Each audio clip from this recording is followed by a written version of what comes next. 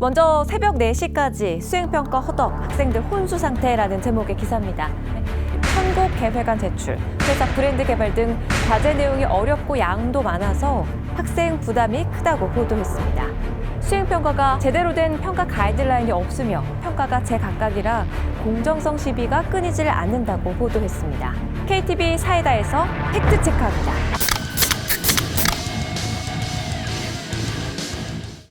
학교에서 한 것만으로 평가를 해야 한다. 또 담당 과목 교사가 입맛대로 점수를 준다. 아하. 교수님, 이런 흐름에 대해서는 어떻게 보십니까? 예를 들면 영어 말하기를 평가한다고 할 때 우리가 선택형 검사로 한다고 하면요.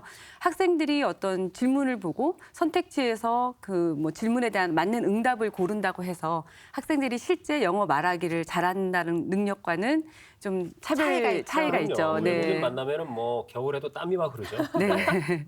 이것처럼 이제 따라서 어떤 교육 목표를 평가하고자 하는가에 따라서 적합한 수행평가 방법을 활용해야 되고요. 네. 또 이를 객관적으로 채점하기 위해서는 타당한 채점 기준표를 마련해서 활용해야 됩니다. 네.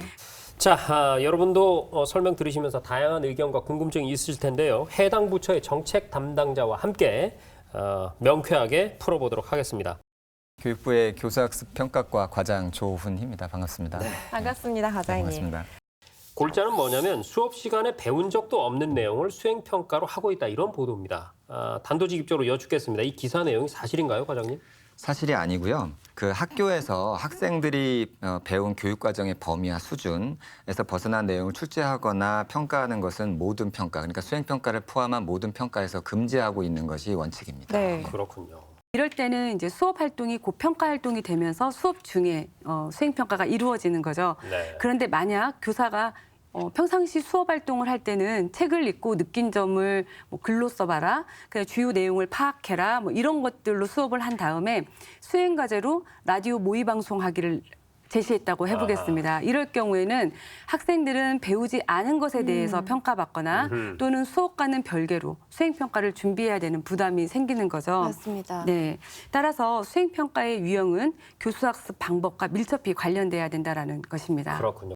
만약에 수업 과정과는 전혀 별개의 수행평가가 진행되고 있다고 하면 어떤 제재 같은 걸 받게 되는 건가요?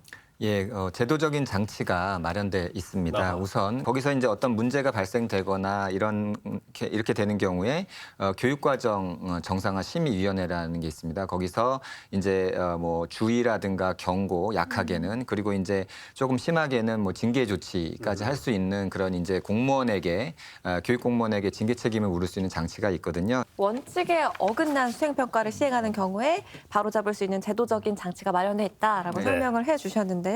이 수행평가에 대한 평가 기준이 없다는 기사 내용 사실인가요?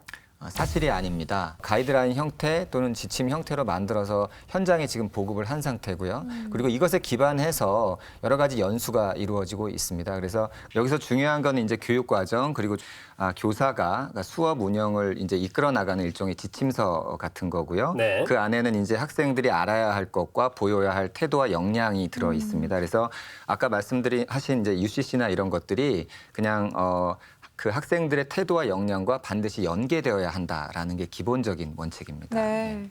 네, 오늘 저희 KTV 사이다에서는요, 기말 시험을 앞두고도 수행평가 준비하느라 밤을 샐 정도로 학생들의 부담이 크다, 그리고 평가 기준이 너무 모호하다, 이런 보도에 대해 살펴봤는데요. 팩트체크 결과는 이렇습니다. 학교에서 배운 수업을 벗어난 수행평가 과제는 원칙적으로 위법이며 수행평가 기준에 대한 가이드라인이 존재하지 않는다, 아닙니다. 이미 완비돼 있고요. 이를 위해서 시도 교육청별로 다양한 방식으로 학교를 지원하고 있다는 사실 확인했습니다.